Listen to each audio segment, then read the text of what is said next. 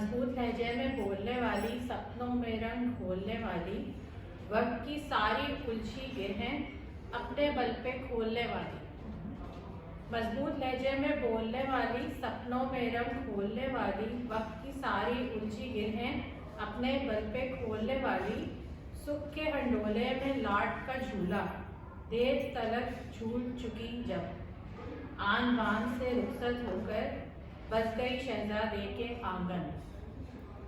और अब उसकी महल सरा में सिरा रोटी का जल जाने पर, चावल ज्यादा गल जाने पर, सुन रही है क्या क्या बात।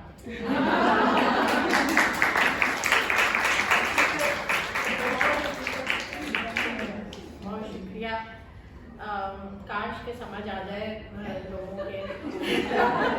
रोटी बनाना छोड़ दे। चेंज आ रहा है मगर जरा टाइम लगेगा। अप्रिशिएट करना शुरू कर। बिल्कुल बिल्कुल। तो